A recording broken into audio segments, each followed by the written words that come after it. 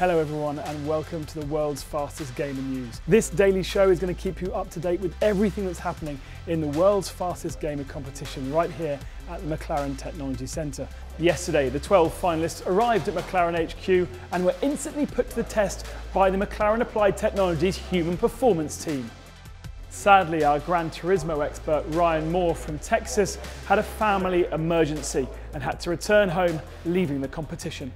The rest of the competitors were put through a series of psychological and physiological tests, the same that Fernando and Stoffel go through, and that will form part of the panelists' decision as to who will become the world's fastest gamer. The boulevard here at the McLaren Technology Centre is absolutely buzzing with fans getting ready to watch the Brazilian Grand Prix live on two massive screens. And joining them just over my left shoulder is some of our world's fastest gamers setting a time for the public to try and beat. And they'll be heading up shortly into mission control to watch the start of the Grand Prix. That's a once-in-a-lifetime opportunity. I'm so sorry, but you're not allowed in. See you later. We've left mission control because we've got our own Brazilian Grand Prix to do. How was that, David? Oh, that was amazing to watch and be able to hear what the engineers were saying in live time. You really get an idea of what's going on during the race. An absolute privilege and a very unique experience for you guys, I think. I think that was the best experience to watch F1, an actual F1 race, and that was just incredible to see all the engineers working here at the McLaren Technology Centre, working together with the engineers in Interlagos for the race. It's just amazing to see that.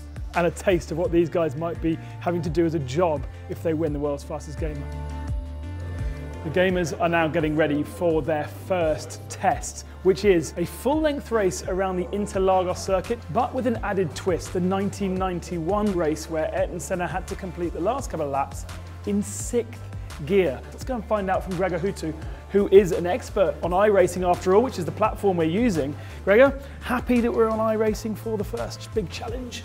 Yeah, definitely. It's the sim I've been doing the most, so it should be pretty good for me. But of course, it's about adapting to the hardware we have here and the special circumstances in the race. All the way from America, David, getting ready with everything. How are you feeling? I'm feeling pretty good. I don't have too much experience on iRacing, so I'll have a lot of work to do in practice, but hopefully I can hang with these guys when it comes race time.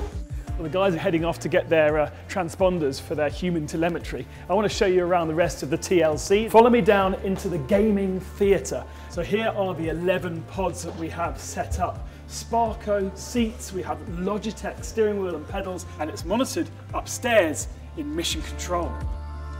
This is where all of our panel will be sitting and all the people running the racing downstairs. We have a fantastic 360 screen. We can see what they're seeing and plenty of data and telemetry for our panelists and race control to go through. Michael Rackshaw from McLaren is already watching the feeds. How are you doing? So what are you as McLaren looking for in terms of how they deal with this challenge?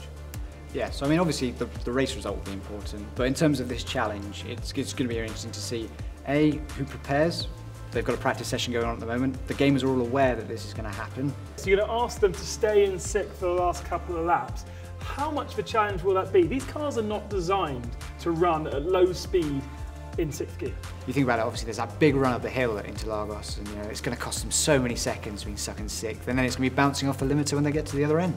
It is going to be absolutely fascinating. A 90-minute race, 71 laps, full length challenge for the first of a multitude of challenges across the world's fastest gamer competition this week at the McLaren Technology Centre. If you want to see the results, make sure you join us tomorrow and talk to us across all of our social media channels.